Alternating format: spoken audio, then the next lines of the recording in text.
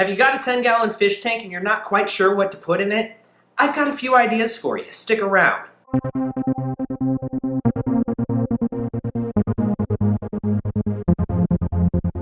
"10 gallons is probably one of the most common sizes for a beginner fish tank. And to be quite honest, there's a lot of things that you can do with a 10-gallon fish tank. However, you can't just do whatever you want with it because not all fish are suitable for a 10-gallon tank. Before I start recommending fish for your 10-gallon tank, I'd like to quickly go over some fish that you should avoid for your 10-gallon tank. A lot of these are fish that are typically kept in 10-gallon tanks, but in my opinion, 10 gallons is not big enough for them for one reason or another. For example, schooling fish, such as tetras and rasboras.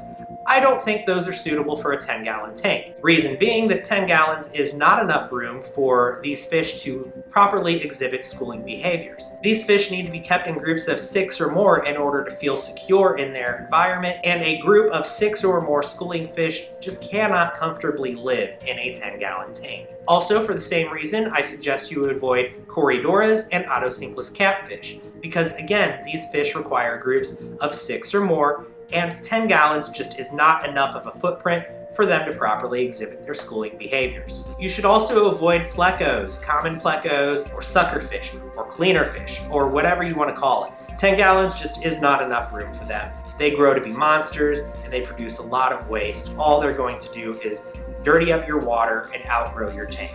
And for that same reason, I also suggest you avoid gourami. Now, there are a few species of gourami that are suitable for a 10-gallon tank. We will get into those later, but for the most part, gourami just grow way too big for a 10-gallon tank. Also, angelfish will quickly outgrow your 10-gallon tank, and if all you have is a 10-gallon tank, it's best just to not get angelfish at all. Goldfish are often kept in 10-gallon tanks, and in my opinion, they should not be. 20 gallons is the minimum amount of water that each goldfish will need. So if you want to keep just one goldfish, you will need a 20-gallon tank.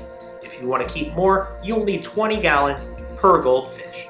Goldfish are just really messy and they get really big, and you should not be putting them in a 10-gallon tank. African cichlids should also be avoided. They are too big and too territorial for a 10-gallon tank. And finally, anything with shark in its name, such as a red-tailed shark, a rainbow shark, or a bala shark, for example.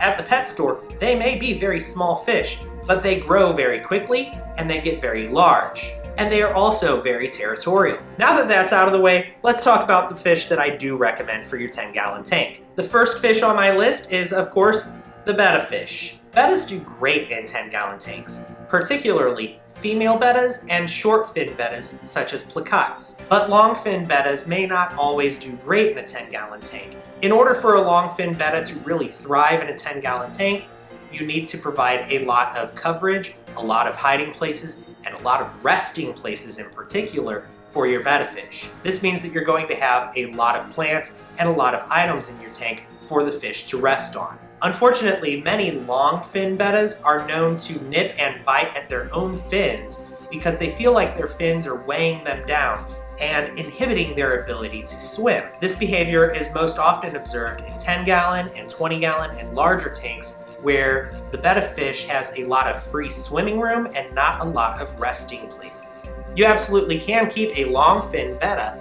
in a 10-gallon tank with no problems.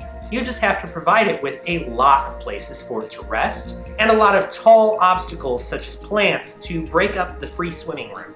Like I said earlier, if you have a short fin betta, such as a placotte or a female betta, then you don't have to worry so much about breaking up the free swimming room, and 10 gallons will just be a castle for that fish. Next on my list is the small species of gourami. There are 3 species of gourami that are small enough to be kept in a 10-gallon tank.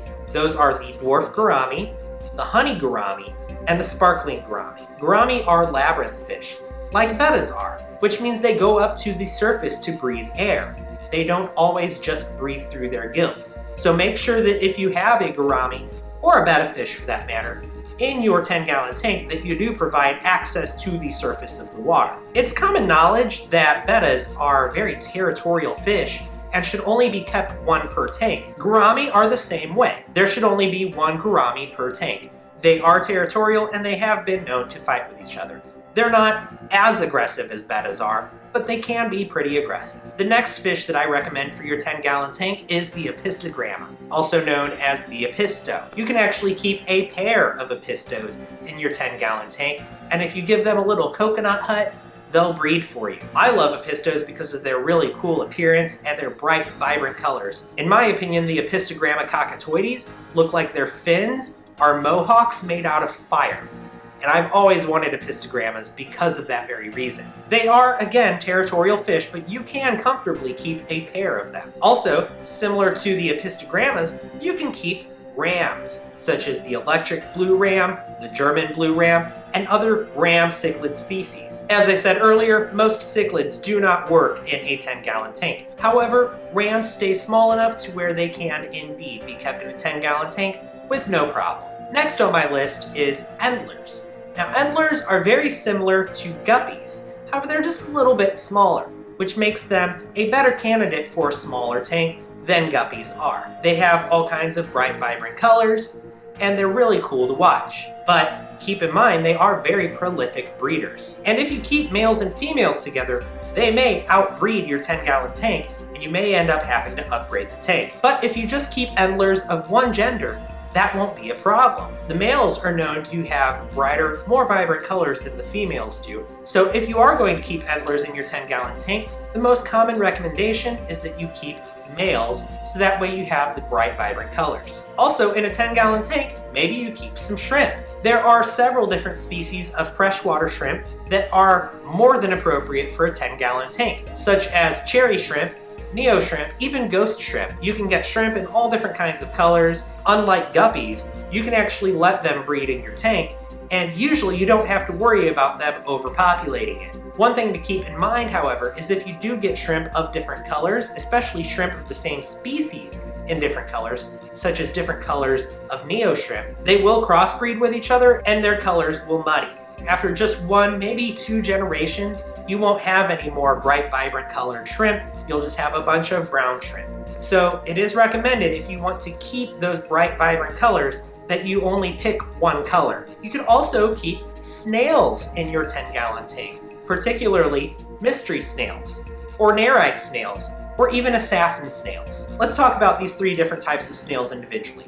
First of all, mystery snails. They get pretty big, and they can live for quite a while. They're a very cool snail to see. They come in all kinds of different colors. They come in browns and blues and purples and reds and whites. I think I've even seen orange mystery snails before. They will breed in your tank for you as well. All you have to do is lower your water level a little bit and leave them some glass on which to lay their eggs. You only have to feed your mystery snails a couple times a week, and they will eat a range of things, such as fresh vegetables and even some manufactured sinking foods, such as pellets and wafers. One thing that mystery snails do not eat, though, is algae. So if you're looking for a snail for algae control, mystery snails are not the snail for you. Nerite snails, on the other hand, will eat algae, and they don't get nearly as big as mystery snails do. They only come in a few different colors and patterns. Most commonly at the pet store, you will see them in black and brown, sometimes zebra striped. Unlike mystery snails, Nerite snails will not reproduce in your freshwater tank. They need brackish water in order for their eggs to hatch. However, they will lay eggs in your tank, and they will lay them everywhere.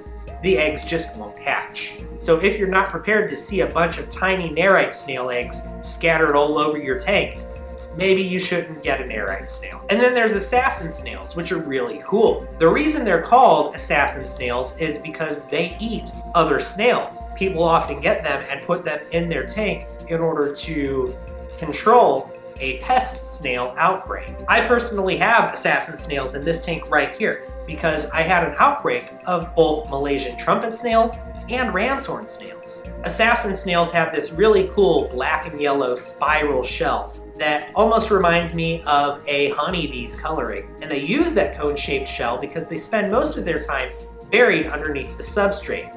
And that is unfortunately the downside to keeping assassin snails, is that you don't really see them that often. They're one of those snails that once they're in your tank, you only see them once every couple of months. And my final recommendation for a 10-gallon tank is a pair or a trio of African dwarf frogs. not to be confused with African clawed frogs, which get much bigger and need a much larger tank. African dwarf frogs are a fully aquatic frog species that only get a few inches long. They're really fun to watch, especially when you have more than one of them. Hilarity often ensues, as with any amphibian. They are best kept on a sandy bottom tank as opposed to a gravel bottom tank, because gravel can be very sharp and it can irritate or cut their sensitive bellies. They won't be able to eat flake foods or most pellets, however, they will readily accept frozen bloodworms. Now let's talk about some combinations with the ideas I've just given you. First of all, I recommend you do not mix rams, apistogrammas,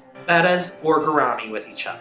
If you get one of those fish, don't get any of the others. Bettas and gourami should only be kept singly. You should not get a pair or a group of betta fish or gourami for a 10-gallon tank. You should only get one. However, you can keep endlers with your gourami or your rams or your apistogrammas. Maybe not the bettas, that's kind of hit or miss. A lot of bettas can be very aggressive and territorial, especially towards brightly colored fish such as endlers. However, if you have a female betta, then endlers might work. Of course, mystery snails, assassin snails, and Nerite snails should generally work with any of the fish on this list. African dwarf frogs are known to often be good tank mates for bettas. However, if you do get African dwarf frogs, you probably don't want to get any snails or any shrimp. And if you do decide to get shrimp, be careful because some of the fish that I've listed will eat your shrimp fry, and some of them will eat your adult shrimp as well. Before you stock your tank with anything that I've suggested here, make sure you do your research on what works best with what. Just because two different fish are on this list doesn't mean they necessarily work well with each other. Well, there you have it, guys. That's my suggestions on how to stock your 10-gallon tank. If you like this video, make sure you hit that like button down below. And if you're not already subscribed, hit that subscribe button as well. As always, thanks for watching. I'll see you next time.